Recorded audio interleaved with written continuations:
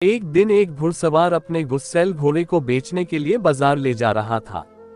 चलते चलते उसे भूख लगी और वो खाना खाने के लिए एक बाग में रुक गया। उसने एक पेड़ से घोड़े को बांध दिया। घोड़ा पेड़ के नीचे लगी घास को खाने लगा और वो घुड़सवार भी खाना खाने लगा।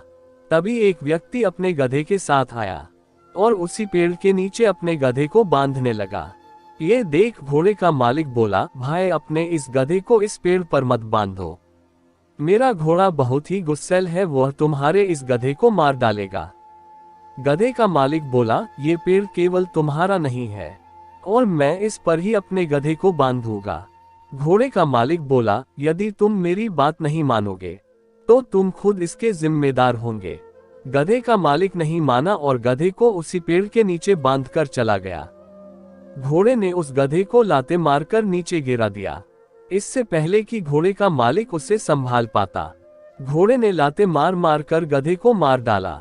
तभी गधे का मालिक आया और अपने मरे हुए गधे को देखकर चिल्लाने लगा, अरे ये क्या, तुम्हारे घोड़े ने मेरे गधे को मार दिया है।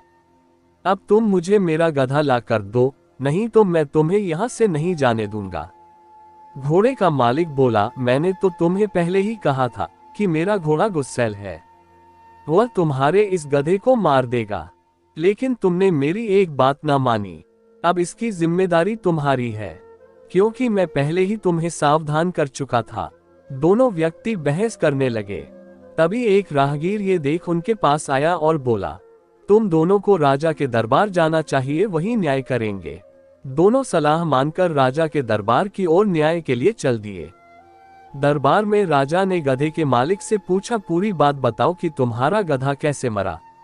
गधे का मालिक बोला, महाराज मेरा गधा और इसका घोड़ा एक ही पेड़ के नीचे बंधे थे कि अचानक इसका घोड़ा पागल हो गया और उसने मेरे गधे को मार दिया। राजा ने घोड़े के मालिक से पूछा, क्या तुम्हारे घोड़े ने ही गधे को मारा है, बताओ, तुम बोल क्यों नहीं रहे हो, क्या ये सच है। बार बार पूछने पर भी घोड़े का मालिक कुछ नहीं बोला। राजा बोला, क्या तुम बहरे और गूंगे हो, क्या तुम बोल नहीं सकते। फिर गधे का मालिक अचानक बोला, महाराज यह व्यक्ति गूंगा बहरा नहीं है, पहले तो यह मुझसे खूब चीख चीख कर बोल रहा था कि अपने घोड़े को इधर मत बांधो, मेरा घोड़ा इस गधे को मार देगा। अब आपके सामने गूंगा बहरा बनने का नाटक कर रहा है। ये सुन घोड़े का मालिक बोला, महाराज क्षमा करें, ये व्यक्ति बार बार झूठ बोल रहा था, मैंने चुप रहने का नाटक किया जिससे यह अपने मुंह से सच्चाई बोल सके, और इसने ऐसा ही किया।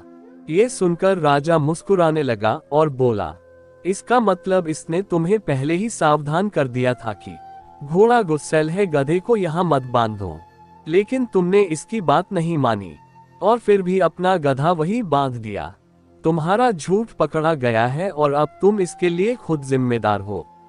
इस कहानी से हमें ये शिक्षा मिलती है कि झूठ कितना ही बड़ा क्यों ना हो, वो सच के सामने बहुत छोटा होता है। आप चाहे कितना ही झूठ बोलो, लेकिन सच को नहीं छुपा सकते, सच सामने आ ही जाता है।